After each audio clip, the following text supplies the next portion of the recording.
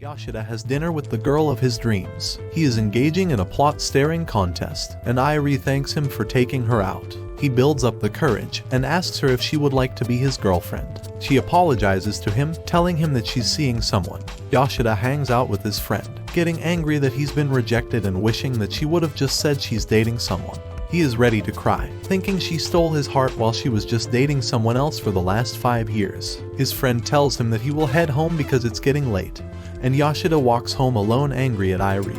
As he walks, he sees a girl sitting underneath a lamppost and wonders what she's doing there. He calls out to her, asking her what she's doing at this time, and telling her to go home. She tells him that there's no trains, and he asks her if she's going to be sitting here all night. She smiles, asking him to stay at his place and calling him Mr. He asks her what kind of girl would stay at a place of a man she's never met. She tells him that she has nowhere else to go tonight and has no money to stay anywhere. He asks if he's supposed to let her stay for free, but she says that she'll let him develop plot if he lets her stay. He wonders if all girls are like this now, but realizes that he's just met a weird one, telling her not to say that even as a joke. She then tells him that he should just let her stay for free then. She goes inside his apartment and realizes that it's filthy. He thinks that he shouldn't get involved with her or try to learn anything about her because it's not his problem. He will just kick her out in the morning. He goes to bed, ready to sleep, and he tells her she can do whatever she wants. She begins removing plot armor and asks him if he's sure he doesn't want to do anything. He tells her that he won't repeat himself and that he's into older women. She asks him if she can do anything for him, and he tells her he would want miso soup made by a woman. He falls asleep, and she sits alone, thinking about what just happened. In the morning, Yoshida wakes up and realizes he's late to work, but then remembers that it's just Sunday. He smells something and hears the girl telling him good morning. He asks her what a high school girl is doing in his house, and she tells him that she asked him to stay and he let her. He rejects the idea of this, but she tells him that he definitely did. He asks if he did anything to her, worried that he may have developed plot last night. She stares at him, scaring him but then telling him that she's just joking. Got him! She tells him that he kept refusing plot development, and he's glad he was able to stay strong. She prepares him miso soup, and he tells her not to make miso soup at a stranger's house. She tells him that he's the one who asked for it, and calls him Mr. He tells her to stop calling him Mr. and to just leave. She asks him if he really doesn't remember anything from last night, and he wonders what she's talking about.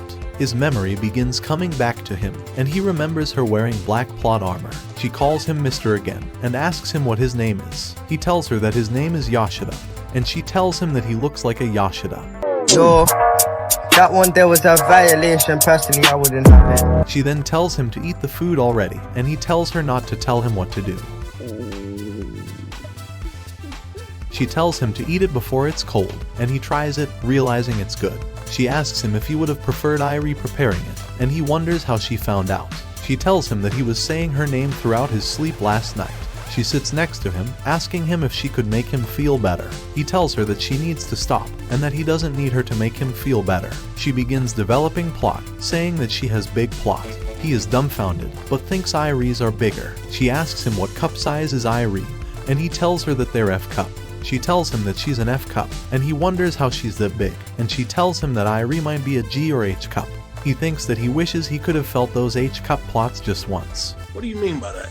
She asks him if he wants to feel her plot, and he asks her why she's trying to seduce him, and he asks her what her problem is. She tells him that she wants to ask him something, and she hugs him, asking him why he's refusing a girl wanting him in front of him. She tells him that he's the one who isn't normal, because she's never met a man who was able to turn her down. He grabs her, calling her stupid, and asking for her name. She tells him her name is Sayu, and realizes that she gave out her real name. He asks to see her student ID, and sees that she's from an extremely far place. He asks her when she left her house, and she tells him 6 months ago. She tells him she's sure her family is happy without her. He asks her how she's going to survive if she's not going home or to school, and she tells him that she'll find a way to stay at someone's home. She tells him she would find another place, and he asks her how. He gets frustrated, telling her that she should work. She tells him that she can't pay rent just with a part-time job, so he tells her to live with him. He gets up, telling her that he'll knock the stupid out of her and calls her a stupid brat who doesn't know what things are worth. She cries, and he wonders why.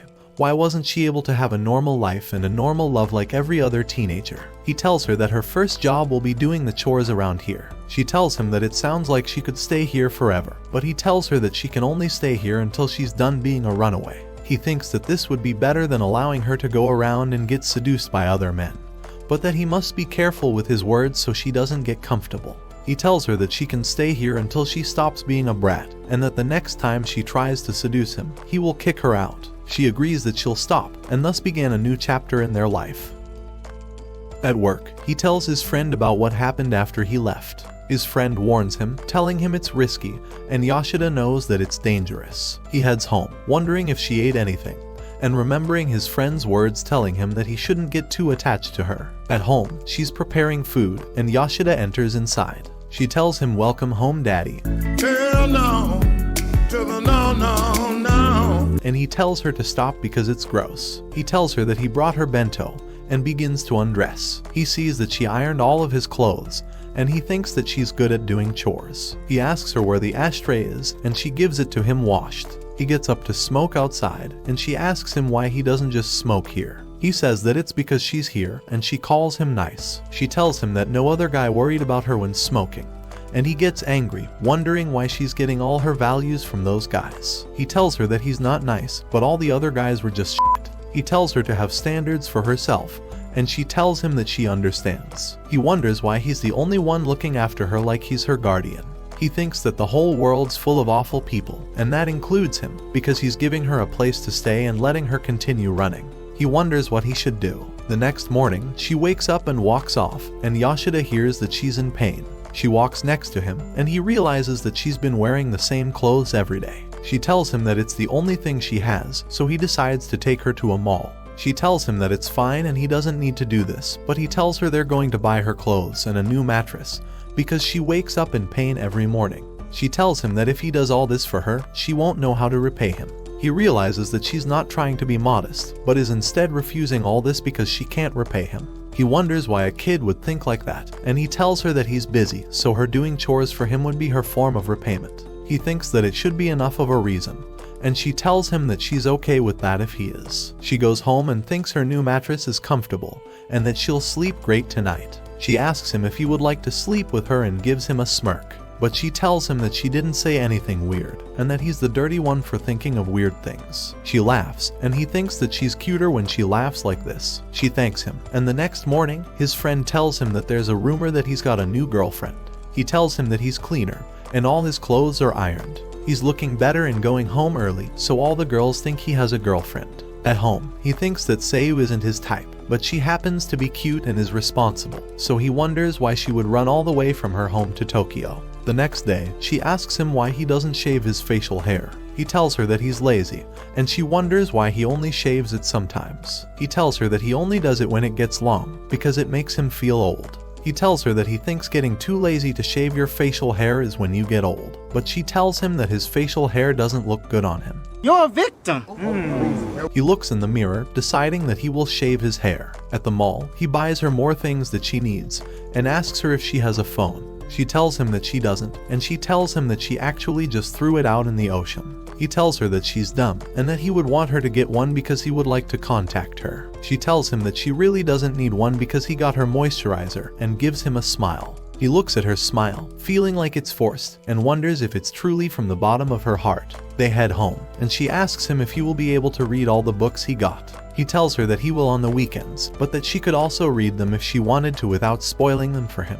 He then realizes that she's sitting sadly, and she is, but she tells him to just forget it and starts fake laughing. He thinks that she's doing that fake smile again, and he tells her to stop forcing herself to smile. He tells her why he's so nice, and that he's nicer than anyone else she's ever met. So if he wants her to stop acting weird, then she will. She tells him that her fake smiles are just a habit of hers now, and that it'll take time, but she will try her hardest to stop.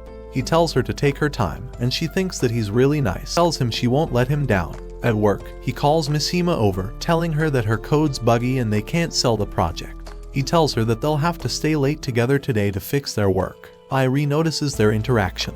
They spend all night working together to make sure it works, and Yashida brings her food. She spreads her sticks apart and puts his meat in her mouth.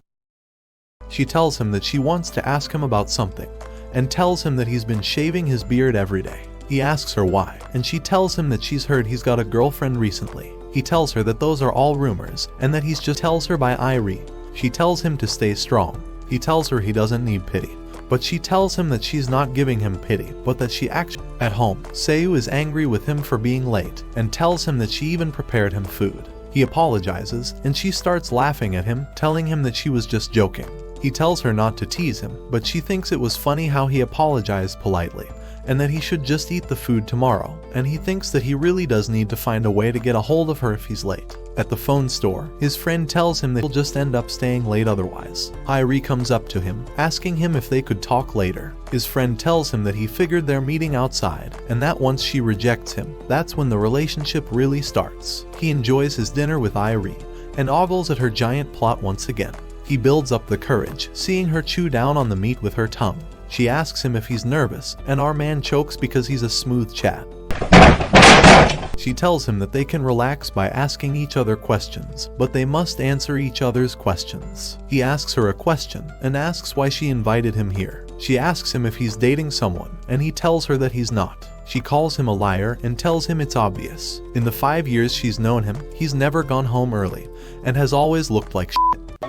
You're a victim! But he's been heading home early recently and ironing his clothes and cleaning his facial hair. She asks him if he's been close with Miss Hima. He tries to clear up the confusion. He tells her that he's been working for 5 years but has only been in love with her, and that he still feels this same way because she's special to him. He asks her why she even cares because she already turned him down. He tells her that she shouldn't care if she doesn't like him, and she tries to come up with a reason. He asks him if that's all, and he asks her if this is the only reason she asked him to dinner. He tells him it's important. He looks at her eating meat, and she tells him that she'll let him ask one more question. Our man builds up the courage for the most of him. He enters home for nothing, but she's not buying it. Fun. And he tells her it was, but she tells him that he wouldn't be sad if it was fun. She asks him if he would like a hug. She drinks his miso soup and opens his bag, giving her a gift. She takes it out, seeing that he bought her a phone. She asks him why he did this, and he tells her that it's because he wanted to get a hold of her. She asks him if she can really have it, and thanks him for getting it for her. She sees he got her a white case, and she tells him that she likes white. He tells her that he's glad, and she tells him that they should add each other. He remembers his friend's words telling him that he might fall in love with her, but he thinks that it's impossible, because he thinks of her as a little kid he has to take care of. She sees he added himself as Yoshida Man and tells him that he's her only friend. She tells him that this is just for him, and smiles at him. He'll make him happy. It was wholesome, and he felt like she meant it, but realizes that he doesn't get teenagers. Seiyu dreams of the nights she would develop plot with strangers, and wakes up sad, looking at Yoshida. Yoshida leaves for work that day, and she wonders why he doesn't want to develop plot. He sits with Miss Hima, and someone comes and asks him why he turned down a business trip. He asks him if there's a girlfriend that's stopping him from wanting to go, and Miss Hima asks him if he does have a girlfriend. The two begin asking him why he turned down his business plans, and he tries to tell them there's another reason. He tells them that he was expecting a package to arrive in the next 2 weeks. His friend leaves him, telling him he won't continue bothering him, and Miss Hima decides to kick him because that's typical f***ing anime logic. Later on, she asks him to go to the movies with her, and while I personally wouldn't go, Yoshida decides that he needs to teach dumb Irie a lesson for rejecting him. At home, Seiyu wonders how long she would be able to stay here with Yoshida. She realizes that when Yoshida finds himself a woman, she will end up being kicked out like all the other men. She worries, thinking he'll find a girlfriend soon, and wonders if he'll develop plot with his girlfriend. She gets a message, opening it and seeing that he'll be at the movies. She looks at the fridge, wondering if he'll be with Irie or another girl. After the movie, Miss Hima asks him if he enjoyed the movie, and he tells her that he liked it when the professor said something about only realizing an encounter is destined for fate after it happens. They continue having some boring philosophical conversation that no one gives a shit about, and Seiyu is running. Yoshida asks Miss Hima if she's had a fated encounter, and Miss Hima laughs at him. She tells him she has, and he stops, seeing her stare at him, telling him she won't let it go. He tells her to do her best with that, and she leans in and hugs him. Seiyu sees this, getting sad, and leaving. He pushes Miss Hima off of him. Miss Hima thanks him for going with her, and he thanks her for coming. She asks him what he'd do if she's the person he's fated to meet, and he tells her to stop being stupid and to go home. And as he walks home, he wonders if it was fate that he was able to find Seiyu there. He enters his home, saying he's back, but Seiyu doesn't respond. He sees that she's not home and her phone is still here. He begins running, wondering if someone kidnapped her. Yoshida runs away, and Seiyu wonders what the look on his face was, that he's never done that with her. She thinks that she shouldn't care at all, but begins crying. She wonders why she's crying, and thinks that it can't be happening, realizing that she's jealous of a person she doesn't even know. If you made it this far, you're a true plot legend, so let's all confuse the fake fans among us by spamming Rip Yoshida's friend. He was a real one. That'll definitely throw off all the fake fans. If you want to see what happened to Seiyu, make sure you blow this video up with likes. Till next time.